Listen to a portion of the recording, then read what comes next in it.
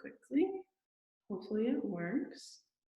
Okay, awesome. So once again, thank you so much for joining our session today. My name is Brianna Smith, and I am a second-year graduate student in the College Student Personnel Master's Program here at U of L. I am also the president of GAPSA, and we'll talk a little bit about what GAPSA is later. But like I said, we are so happy to have you all here, and I'm just going to quickly go over some ground rules and then also our agenda. So just, if you can, stay on mute unless you're asking a question or wanting to make a comment. You can always use the chat or you can raise your hand.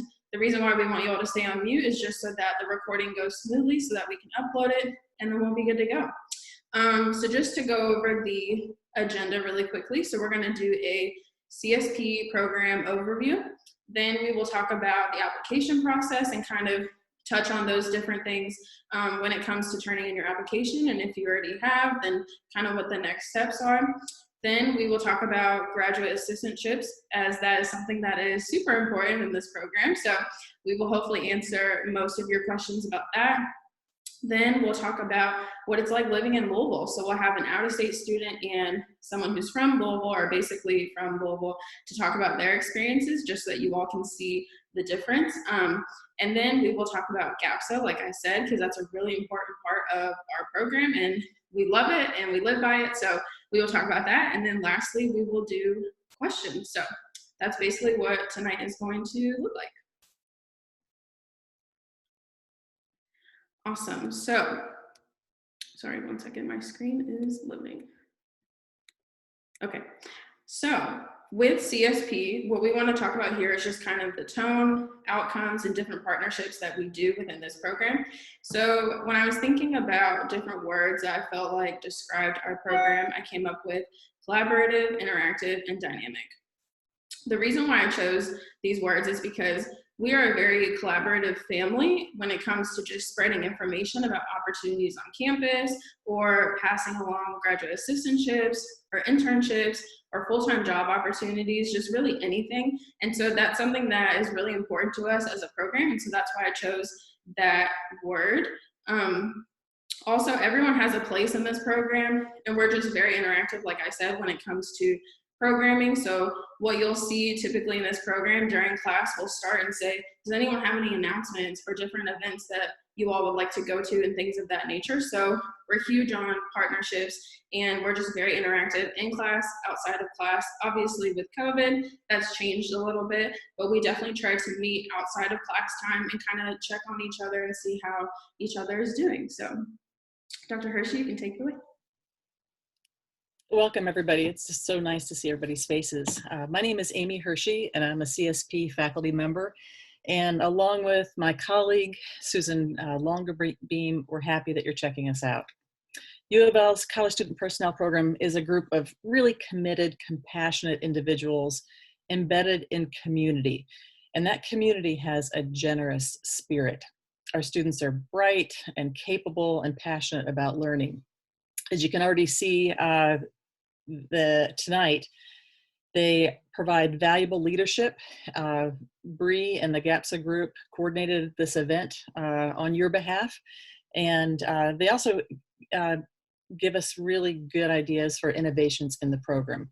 Basically, they're our best recruiters. We thrive in our partnerships with professional colleagues at the University of Louisville and also at local colleges and universities. These student affairs professionals really are committed to the idea of theory to practice, and that's what our curriculum is based on. It's a 42-hour credit hour program, and each of the classes is designed to really help students reflect about their own experiences and translate that to helping other students in their futures. Upon graduations, our students are prepared to advocate for college student success, to lead effectively in all kinds of diverse communities, and to engage meaningfully as active professionals. Thank you, Amy. And then my name is Dr. Nicholas Wright. I'm here to give the alumni perspective. I know that I came through the University of Louisville for my bachelor's, came through the College Student Personnel Program for my master's degree, and then also came through the College Student Personnel Program for my doctoral degree. the program, as you can tell, has meant so much to me. I've been well invested in the University of Louisville, but also in the College Student Personnel Program.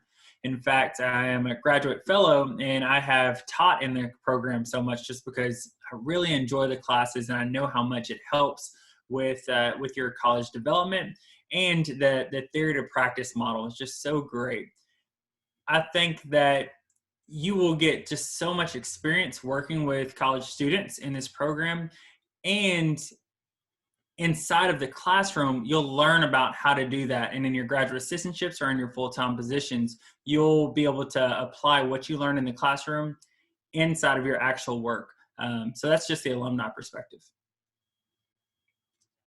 Thank you so much.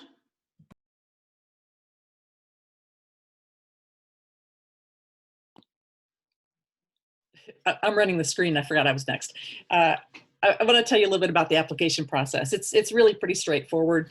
We have a couple different deadlines. The early application deadline is February 1st, and then there's the regular one is March 1st. And if we have space available, and sometimes we do, sometimes we don't, we'll consider applications up until the end of May. We, for each of those dates, the faculty try to review the applications that we have at that point, because we know you have options, we know you have choices. We want you to give that to give you information as quickly as possible to let you know where you stand. So let me invite you to let me know if you are in a situation when you need to make a decision, or you just need to know where am I in the process. I'd be happy to talk with you about your individual situation. We require at least a 2.75 GPA in any major, 2 recommendation letters, your transcript, and your professional goal statement. And most programs require some kind of statement. And the purpose for that for us is we want to make sure that this program would be a good fit for your professional aspirations. And so it's also, honestly, it's a writing sample, so it's good to spend a bit of time on that. That shows your best, shows you in your best light, and that means have somebody edit it, look at it before you send it in. That's just good general advice from any academic. So I would recommend that. But also, it's helpful if you put a little bit of yourself in that. So maybe something about what inspires you to go into this field, how you see yourself contributing. That way, the faculty have some more sense of who you are and what you can bring to the group. We look for applicants who are inspired to help other people succeed. We hope that folks are competitive with themselves, but collaborative with others. So that balance is really important. We intentionally build our cohorts to reflect diverse backgrounds and experiences. That enrichment enhances our class conversations and the learning among our cohorts. So we think that's really the best model. And we also learn so much from students. And so basically, we know that you're the future, and so we want to invest in you. If you have any questions about the application process, please let me know. My email is on the website. It's also the last slide tonight. Dr. Hershey, we do have 2 questions really quickly. So one of them says, does a GRE help at all if we choose to take it, or is it better not to submit any scores at all? So that's the first one, if you want to address that. Sure, yeah. So we used to require the GRE, and we found that we just didn't find it that valuable. So we'll take it if you think it will help your application. So if you had maybe a weakness in your transcript, actually I'll say this: if you have a weakness in your transcript and you think a GRE score would help you, go ahead and send it in, and address it in your professional goal statement. You know, basically. We're going to look at everything. We look at the applications holistically. We know that not everybody has a smooth sail through the college experience. And what we really are looking for is folks who can learn from their experience and also support others through challenges. So that's, I think I've covered that. Yeah. Okay. And the next one is, should one of the letters of recommendation come from a professor or academic person? Oh, that's a great question. I like to see one from both. You know, we think about theory to practice. This is a graduate school, so there is a, of course, we think the academic component is really important. There's also a practice component. You may have a stronger relationship with somebody who is a student affairs professional or someone else who can speak to your character and your potential. So some combination of there, I think, is really the sweet spot. Great, thank you so much. Now we're going to go to Tim.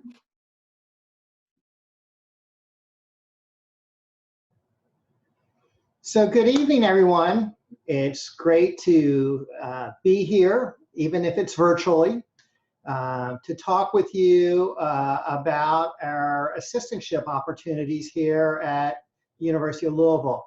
My name is Tim Moore. I serve as the Chief of Staff for the Vice Provost for Student Affairs, which means if you don't know what a Chief of Staff does, it means I am like do a little bit of everything and not a lot of very much. We have, you heard a couple of times already tonight about the notion of theory to practice and really being kind of a fundamental foundation and framework for our program here. And that's where the graduate assistantship comes in terms of that practice application.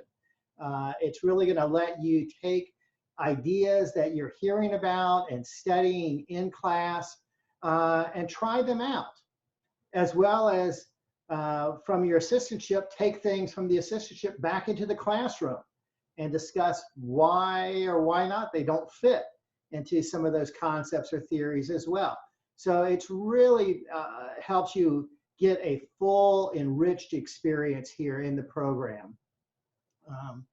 Now, again, our assistantships, part of why they're very valuable is that they provide tuition remission as well as a monthly stipend. So Bree was kind of alluding to that a little bit earlier about this is the way that you can make a little bit of money, not much, but make a little bit of money while you're getting some very practical hands-on experience that you're going to be able to use as you prepare for your professional career goals in that. Again, our assistantships, some are 10-month, some are 12-month, which basically means if it's 10 months, you're basically doing the fall and spring semester time frame. If it's 12 months, you're also going to be working over the summer as well. And again, our assistantships, you're typically about 20 hours a week or so. Now, again, sometimes it can be a little bit more than that, sometimes maybe a little bit less, but around 20 hours a week working within a department. And again, part of this is you're going to see that it's not just being a student worker, it's really being a professional and a developing professional in the field of student affairs. The assistantship process is a separate process from the admissions process, and we are currently updating the website, but you can go and look at it if you want. You'll see information on the assistantships that we do have available for fall of 21. That will be updated even more as we go along through the month of January, as we get more information from the departments about what they have available for the fall. Please keep in mind, you do need to be admitted into the program to be able to receive an assistantship. And so that's where we will, talking with our Dr. Hershey, Dr. Longerbean, as admissions decisions are being made, so that we do this very much kind of in tandem, although they're separate processes. We're talking with each other and communicating with each other as we go through this. We're trying to make this as easy as possible, given that COVID-19 seems to make everything more difficult. And so if you are interested in an assistantship, send me your information, which means send me your resume, send me a cover letter, indicate what assistantships you're interested in, and then I will share that with the various departments. Again, because we're in COVID-19, we're not interviewing people in person on campus. We're doing a lot of virtual interviews these days. I actually just finished a whole day of virtual interviewing with a candidate today.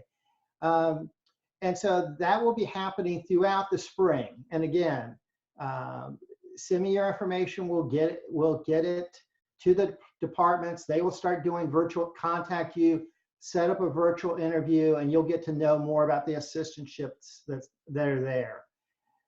I do just want to encourage you to think about, Dr. Hershey was alluding to this a little bit as you're thinking about that, preparing your goal statement. This is the opportunity with an assistantship to really get some hands-on professional experience. So think about an assistantship that might align with your professional goals and fit in with those professional goals. Again, you're able to, when you finish up an assistantship, be able to come out and really say that you've got some very hands-on practical experience with a theoretical and conceptual foundation that's going to really aid you as you start out in that next professional position that you're going to have here. Feel free, my email is there. Feel free to email me. I try to respond just as quickly as I can on those emails, and we'll work with you to help you try and find an assistantship here at U of L. You have two questions in the chat. So one, when would be the best time to send that information to you? Well, I would tell you, if you're looking at applying, for instance, on the February 1 deadline, then shortly after that, after you send in your information for admissions for February 1, send me your information for an assistantship. And because then we can start getting that information out to the departments, and they can start getting in touch with you to set up potential virtual interviews as well. Perfect. And then the next one says, are there practicum opportunities possible for departments or offices that do not have assistantships available? There are, actually. And one of the things you're going to find is, even with the assistantship, you're also going to do some internships as well in the program.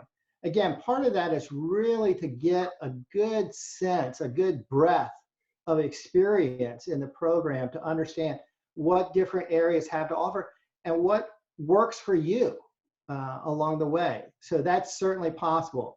Again, you've got, one of the nice things about U of L is we are a major Research 1 institution, but we are, and so there's opportunities here. But again, we have some of our peers, some of our colleagues at other institutions here in the city and very close by that also provide those opportunities for internships too. Awesome. And then, yeah, we can definitely talk about internships in the Q&A as well. All of us that are a part of CSP right now, we've had very different experiences. We've been in so many different offices and departments and stuff like that. So we can talk about that for sure. And then lastly, should we submit a separate cover letter for each assistantship we wish to apply for, or just one? No, I think, again, let's try and make this as easy as possible. So again, just in that first paragraph in the cover letter, just indicating which assistantships you're interested in. If you do have a particular preference, maybe, just indicate that there in the cover letter. But I think you only need to do one cover letter. Yes, I agree. We should be as easy as possible. Thank you, Tim.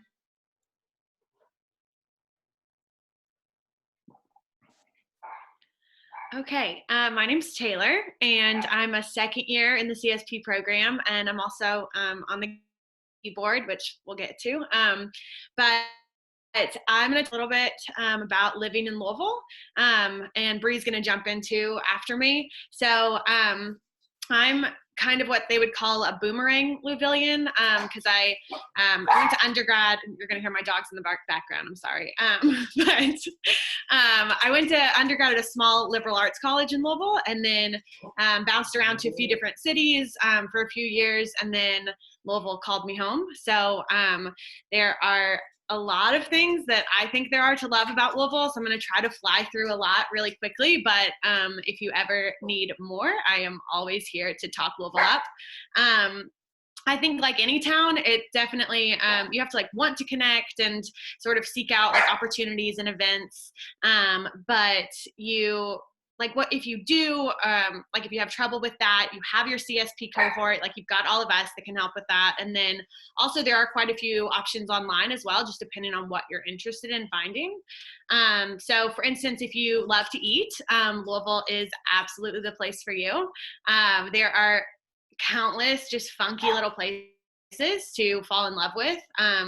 And I know every city says that, that they're like a really foodie town, but I will tell you that once I met like a fairly well-known New York chef, and when I told him I was from Louisville, he started gushing about what a foodie town Louisville is. And so like we do have references for our restaurants. And then there's also a pretty good music scene here. So obviously less right now with things being shut down for the pandemic, but generally it's pretty easy to find like big or small shows. Waterfront Park is one of our like most gorgeous and spacious music venues. They do like Wednesday concert series throughout like each year. They also hold Forecastle Music Festival every summer. So that's a good one too. If we're living that grad school budget life, but if you volunteer for like a 4-hour shift, then you can go to the whole festival for free, which is awesome. So there are different options that we can definitely know and tell each other about. And then there's just random events throughout the year put on by different organizations as part of the Keep Louisville Weird initiative. So there's like Bachfest, which is a goat racing festival. There's the Gravy Cup, which is a biscuits and gravy competition. So tasty. The St. James Art Show, which is like a huge multi-day art festival. Louisville is also known for holding the largest annual zombie walk event in the world. And then, we do also host a pretty under the radar horse racing event each year called the Derby. So I don't know, there's just a lot to love about Louisville. I will say one thing too that I love is that Louisville is made up of a lot of different pockets of communities and neighborhoods, which make it give it that like small town feel but you're still in the city. And so I think that like a fun part of Louisville is getting to explore those different places and find the right fit for you and where you're going to connect best. There's a few different ways that I like to tell people, especially when they're first getting here, to explore Louisville. One, there's a trolley hop, which is held on the first and last Friday of every month, which is literally you get on and off the trolley, like all down these 2 different parts in Louisville. The museums are open that night to the public for free. Bars and restaurants have like special pricing. It's just a cool way to like meet people on the trolley and then also just like bounce around.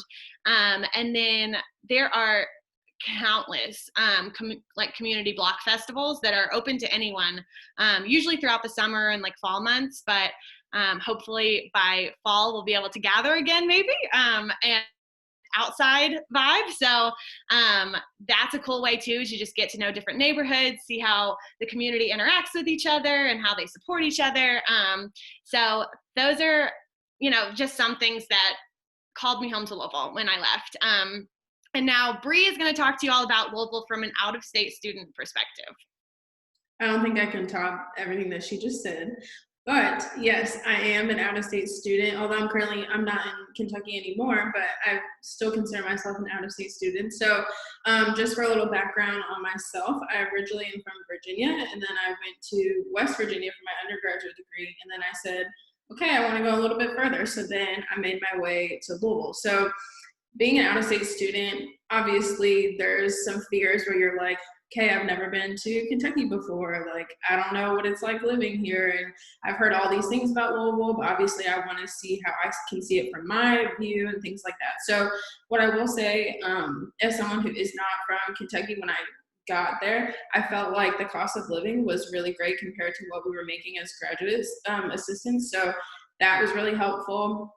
Like Taylor said, there's a lot of different pockets, and like there's a lot of different places that you could live, so you don't have to live close to campus. I know for me, I lived like 15 minutes away from campus when I first moved there, and that was fine for me, and that worked. So there's a lot of different options, and it's not like the overpriced student housing that you feel like you have to go with because you're not from there. And the other cool thing was, right when I decided that I was coming to Louisville, I had so many current students at the time that were like, okay, have you found a place to live? Do you know what your classes are? You know, all those things. So that was really helpful. We have a ton of people in our program that will make sure that you have a place to live and that you're good to go. So obviously, when I got to Kentucky, this was pre-COVID, so I got to enjoy a lot of the things that Taylor talked about.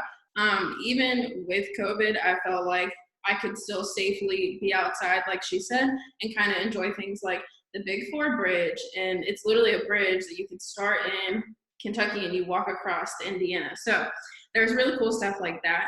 But overall, I would say as an out-of-state student, I really felt at home. Even at our interview weekend, I basically knew that that's where I wanted to be really quickly. So yeah, it was just a great experience overall. How did y'all meet people when you first started in Louisville? So for me, it really started with the interview weekend. At least as an out-of-state student, it started with the interview weekend. So when I met a ton of people there, I stayed in contact with them even before I decided I was going. Then I started my assistantship. It was in July of 2019. There we go. So when I arrived for my assistantship, I met some people over summer, as in Tiffany Murray. We started at the same time. Tears, so cute. We started at the same time and in the same office, so I met her that way. And then with GAPSA, we'll talk about that, I think, in the next slide, but with GAPSA, I met a lot of people through that organization, because basically the second years at the time were kind of matched up with us as mentors, and so we had that mentorship relationship. So that's how I quickly started to meet people. And then honestly, in class, that's basically also how I met everyone too. So there's a lot of different options, but does anyone else want to chime in from GAPSA exec on that? If not, that's okay, but okay. So yeah, and then Tim just dropped a link for City of Louisville information as well. So thank you so much, Taylor.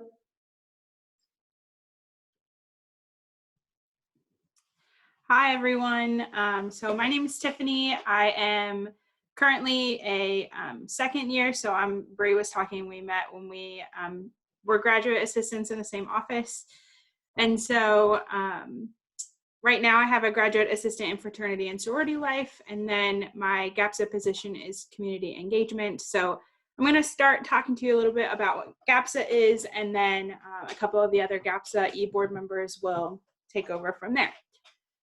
So essentially what GAPSA is a student organization. So I'm sure you all know what those are, but it's for graduate students, and specifically GAPSA stands for Graduate Association for Professionals in Student Affairs.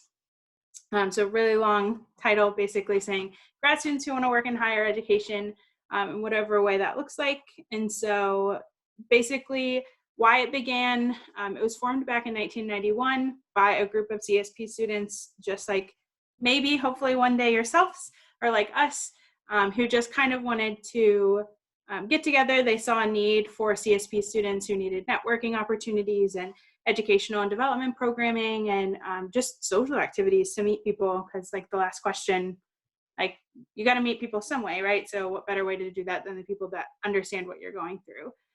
So that's why it was formed, and that's essentially what we still do today. So we'll talk a little bit about it here in a few minutes, but basically we just work to provide the professional, social, and educational opportunities that we see needs for. So if people come up and they say, hey, I really need help with, networking, how do I do that? So we put on a thing about networking and things like that. So we'll talk about what those opportunities have been from our experience in a moment. And then to tell you a little bit about the executive board So you've heard from a couple of us so far. So Bree, which our lovely friend Taylor, who just told you about all the Louisville things that we love, made this beautiful picture at the bottom of the slide. And so just to go over those people. So on the top, you have Bree on the left, who's our president. And on the right is Patrick. He's our treasurer, but he is not here today. So unfortunately, he is here today. Who was it that's not here? He's right here. He's not in the picture because he's so handsome. So Patrick is here. I was thinking somebody wasn't supposed to be here, but we're all good. And then on the bottom row, on the left, from left to right, you have Chris, who is our secretary. And then Taylor, who just spoke, she is our professional development chair. And then I am community engagement. Ignore that picture. I was a pirate at Disney World, and Taylor just really loved making me look like the odd one out. I don't know.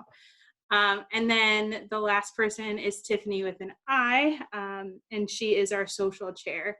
And so now I'm going to turn it over to Patrick to talk more about what the benefits of GAPSA are. Good evening. How y'all doing? I'm Patrick McKinney. I'm a second year and treasurer for GAPSA. First part, I'd like to talk about networking opportunities. Your first networking opportunity, of course, begins with class. Being a CSP student, you'll find people that are compassionate, generous with their time, and care about you and will be offering help. As far as with GAPSA goes, you know, everybody's connected to our lot of organizations like NASPA, ACPA, and next week is CPAC. We even have graduates that are in those programs. So from those programs, being part of GAPSA, these are individuals you already know. Also with networking, some of our networking turns into relationships, and you'll build a lot of positive relationships, not only with your cohorts, but with your professors who do take time to work with you as well as your schedule. So networking is broad. It kind of starts in class and it branches out really big. And GAPSA is another way that those branches really grow. Moving on to training, we can almost tie that in with our networking as well, because pre-COVID, there's a lot of people I met through seminars that went on.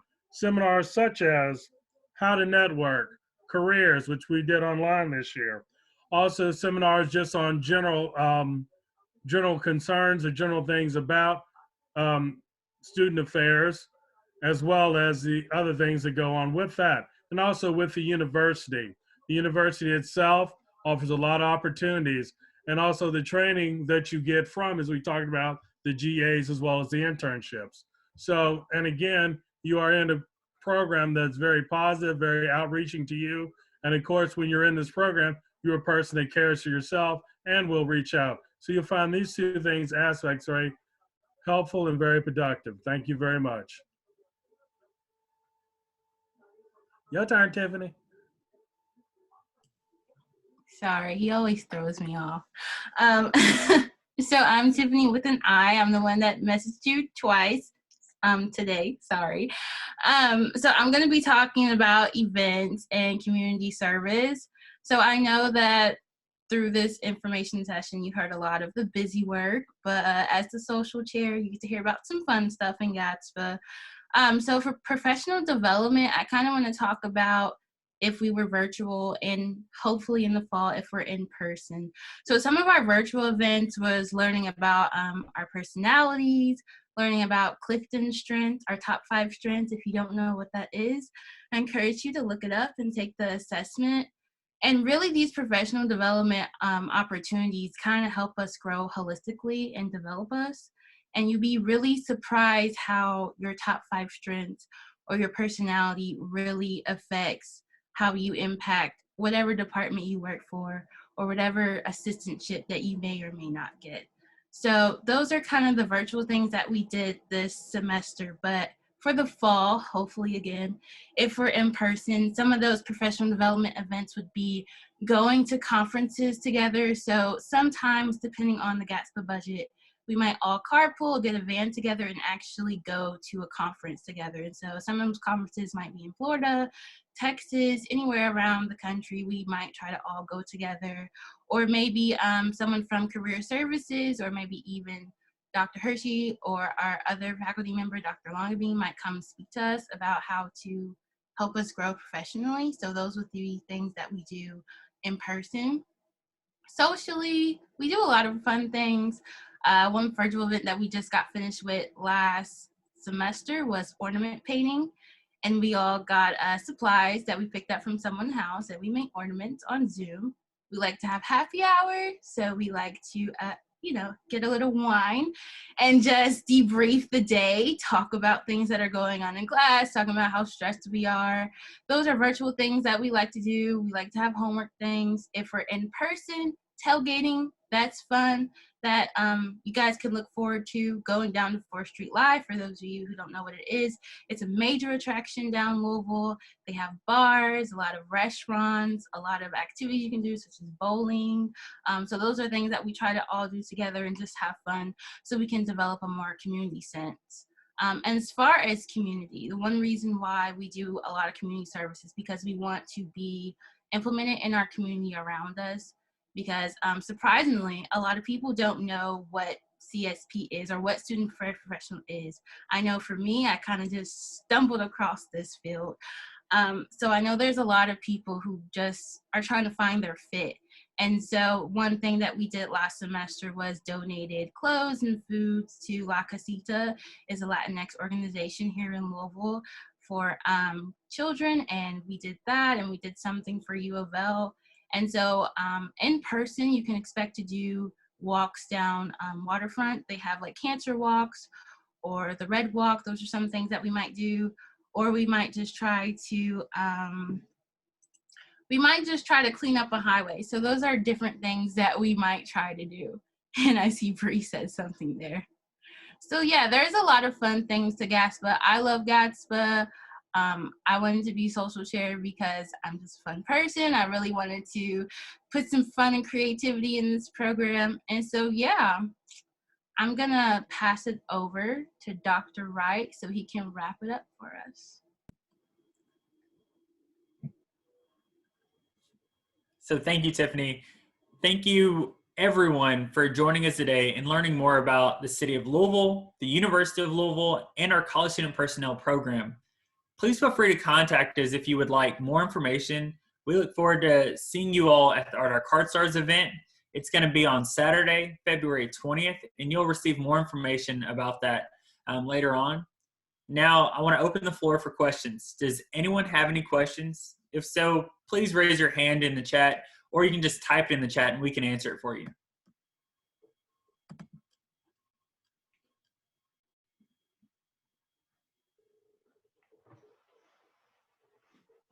I would also like to add really quick, I didn't think about it earlier when Bree was asking about how we got involved and how we knew people. I know someone had asked that in the chat. So fun story, I learned or knew all my people when I started because Bree knew all the people. So basically what that is saying is if you have an opportunity to go to the CSP interview weekend, Card Stars, we highly encourage you to do that. When I came in, I didn't have the opportunity to go to that weekend because I was down in Florida at the time, and it just wasn't feasible for me to come up north on the notice that I had. And so when I came into my assistantship, I had met Bree, and Bree knew all the people already basically from that weekend. And so she helped to really get me to know a lot of the people in the program. So if you have the opportunity, I would really highly encourage you to do that. And I think anybody who goes to Card Stars would say the same, but from someone who was out of state and also didn't go to Card Stars, I think it really would have been helpful.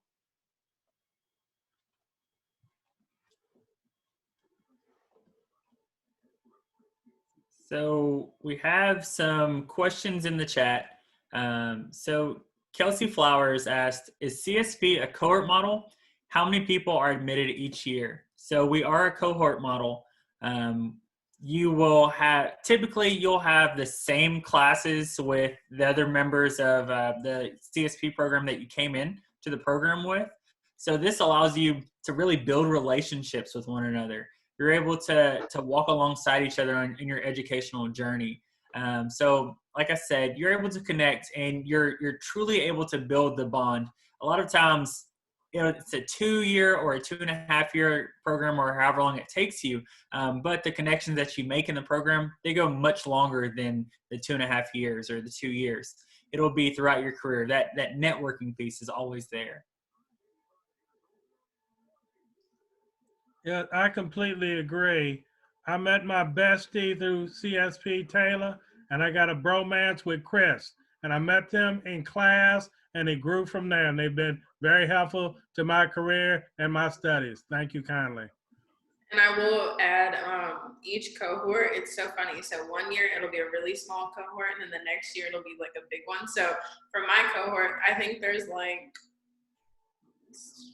8 or 9 of us. And then the first years like that just came in fall, there's like 15 of them, 16 of them. So it really just depends on the year. And I think that's really cool too, because it's not always going to be the same. So I just wanted to add that. And then the next question was, are there dues or fees involved with GAPSA? Patrick, do you want to take this or do you want me to take it? Yeah, I can take it. The dues are $40, and you have that time. You can do it once a month, whatever you're financially capable to do. But it comes out to $40, and everything that we put in goes right back to y'all. It's like we're not hoarding money. It's spent for like food for events we've had or used to have, or when we had the our painting party in December. We bought all supplies and our bought all supplies, delivered them out. So things like that helps you. And also, when our groups leave or graduate, we'll like to have something special for them as well. So yes, and again, like I said, 40. It's you want to pay it all up front, do it. Maybe once every semester. You're 4 semesters, $10 a semester, however you have it. So that's how that's done. And of course, it's logged in, it's jogged in. We know who's who and what's what. And also, it helps you get into the other things we do, like our seminars and everything else that goes on with this program. Thank you very much. Bree, I'd like just to add a little bit about the cohort conversation, because it's one of the things that's different about U of L that when you are looking at other schools, you might think, oh, that's not quite the same. And that is we don't require full-time attendance and enrollment. And because of that, if somebody was going to come in part-time because they're working full-time, or for whatever life circumstances they're not able to go to school as a full-time student, they would be members of multiple cohorts. So it would take them, so when Dr. Wright was talking about it might take you 2.5 years or longer, typically that's somebody who is enrolled part-time. And to me, that's an advantage, because that means that the program is flexible enough to accommodate whatever life circumstances you may have. As an example, we have some students sometimes who get full-time positions while they're in the program. And so then they'll dial back their academic pace because they need to manage a full-time job. So it feels like it's a formal cohort, but it actually is what I would consider the best of both worlds. Yeah, personally, I'm involved in several cohorts. I started the program in January of 2019, so I was able to see the cohort before me, the little small cohort of 4 people who came in when I started, me, Bree, and Tiffany, our cohort, and then the current cohort now. And it's really great connections and networking. I just want to add too that our alumni from the program are all over the country. In fact, I think we got somebody from Florida State on, and actually your director of campus housing there at Florida State, Shannon Staten, actually is an alumni of this program. And so we have folks that end up all over the country at a lot of different institutions, doing an awful lot of good work. I'm also going to throw in this plug because I forgot to mention it earlier. Right after Bree had just said she was from Virginia, and then she went to West Virginia. She took it a little bit further to Kentucky. She didn't mention she went a little bit further because she's now in Florida. So just in case anybody's from up north and you're cold right now, you can be real jealous. I just knew someone was gonna mention that. Hey, but Bridget's in Florida too, so now we can both catch like that problem, not just me. I'm telling y'all, every single call we've had since classes started, someone's like, how's the weather? But I did want to quickly mention, I am also so thankful for this program because they allowed me to do student affairs and athletics at the same time. So what I mean by that is I came in, I told them, hey, I have a passion for collegiate athletics and I have a passion for student affairs. How can I make this work? And so from day one, they were like, okay, you could do your GA with student affairs and then maybe you could do your internships in athletics. And since then, I've been able to handle both. And honestly, this is the only program that I applied for that made it known that they were ready to help me do both. So just a little shameless plug, if you're interested in something that is not necessarily all student affairs and you want to try something else at the same time, it's very doable. And we can definitely talk about our internships like separately if you all have questions about our graduate assistantships or our internships. And I didn't even mention mine, but I'm the graduate assistant for leadership and service in the Office of Student Involvement. So what I do is I advise one of the branches of the Student Government Association. So a bunch of amazing students. And then I've done an internship in the Student Athlete Development department for collegiate athletics. And then right now, my second one is in athletics human resources. So you'll get to do 2 internships in this program, and they don't have to be at U of L. So that's also really cool. There's some other schools that are in Louisville that you could do, or if you do a 10-month GA, you could leave Louisville for the summer and go do an internship with like NODA, NASPA, like other associations. They have internships too. So lots of flexibility. So I just wanted to mention that.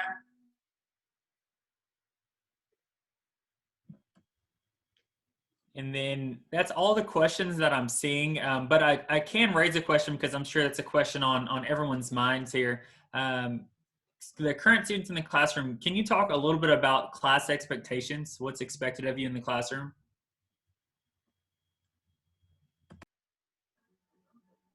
Who wants to take this one? I'll say a little, but I need some help. I'll help you out.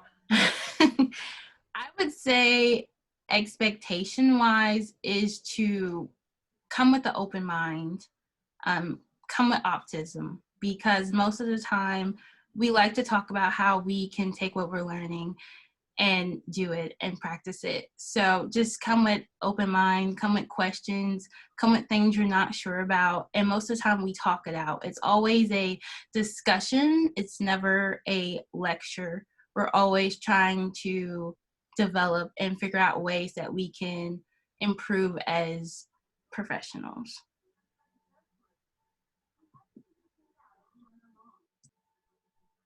Patrick, did you want to add to that? Oh, yeah. From my perspective, as far as looking at the class things we actually do in class, they are open spaces and opinions are valued and also respected and listened to.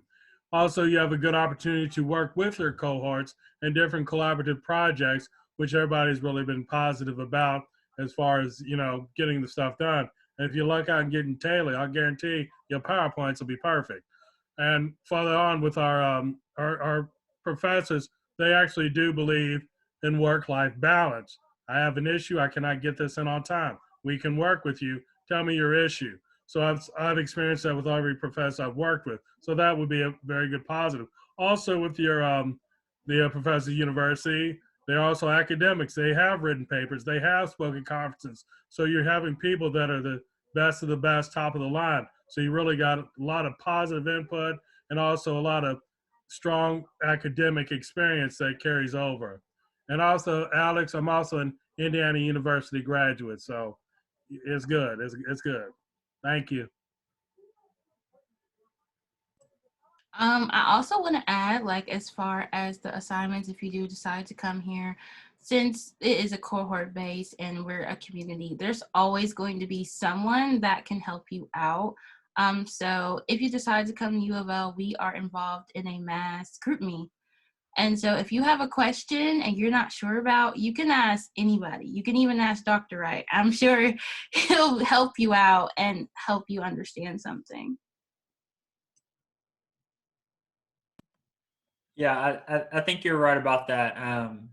I know that for Dr. Longerbeam, because I've worked with her on several occasions, and also Dr. Hershey, we see you as, even before employees and before students, we see you as people. That's what's most important. I know you have everything going on. So we just want to make sure that you're successful, and we want to be, instead of being a barrier between you and success, we want to be the person that can help you out through this. So if you have any problems, please come to one of us. We want to make sure that we can help you, if that means possibly extending a deadline or getting some extra help on things. Just come to us, because we try to be as helpful as possible. Any other questions before we wrap up? I was just wondering what it looks like currently with you guys, with COVID. Are you guys in the classroom? Are you completely remote? Or like, what is your plan for COVID? Who wants to take? I can talk on it a little bit. So it definitely depends on the class, but we are doing, I think across the university, more of like a hybrid or fully online, and then some classes are synchronous, some are asynchronous would be the appropriate word. And so it just kind of depends on the class. I know I have one right now that's a hybrid, but they're making it completely open for me, who right now I'm not in Louisville. So like I can join online and there's still people in class. And, you know, we can both learn from those experiences, and it works for our lifestyle in the COVID timeframe, because we know that everybody's got a different lifestyle, right? What I also like about the classes that we have that are asynchronous would be that, like, they're really good. I'm really bad at procrastinating, right? So I'm like, I'm just going to wait and do all my papers at the end of the semester. But they're really good about saying, like, do them. Like, if we're not going to meet every week in class, here's what you need to do. It needs to be due this week. And so it kind of helps to keep you on track since you're not in class every day. So for people who, you know, need a little bit more structure, that's there. But they're always, like we said before, always willing to be like, well, I couldn't get to it this day. Can I turn it in tomorrow? Yeah, no problem. Pretty easy. And the ones that are synchronous, it's just like you're in class, right? We have discussions, we have discussion groups. We just had one like that before this session, and we broke out in discussion groups and we're talking through some things. So it's very much similar to when you're in class, but unfortunately, sometimes that's not always capable, or that's not always an option. So it just depends on the class. I don't know if anybody has anything else to add to that, but. I was going to answer the question, are assistantships also hybrid and remote? So I know it's annoying to have the answer of, like, it depends on the GA, but for me, for example, I literally just moved to Florida in the past, like, 2 weeks, and my boss was like, hey, you've already been working virtually, so that's perfectly fine. From what I'm understanding from hearing, like, some of our other classmates, their supervisors have made it up to them. So I know for, like, Chris, for example, he goes in every once in a while to the office, or I know Tiffany was at one point. So it kind of just depends on the office. But what I will say is none of them are required to be in office. So it's kind of up to you, whatever makes you the most comfortable. So, and I know we're kind of at our point of the night, so we don't want to hold you all too long, but if you have any questions, you can always email me. My email is on the flyer that we posted, and I think I sent you all an email too. So I am the student liaison, so basically what it sounds like, I basically am here to answer any of y'all's questions before you apply to the program or even afterwards. So we look forward to seeing you all at Card Stars, because we really want to see you there. So yeah, thank you so much. And also, if y'all don't mind, we want to take a picture really quickly. So in Louisville, we put L's up. So if you can take your right hand and make a L. Perfect. And then Taylor is going to take a screenshot. Okay, 3, 2, 1.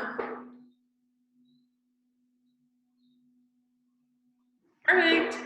That's something y'all would want to get used to probably, because everyone does it at the end of calls in Louisville. So, all right, thank you so much, everyone.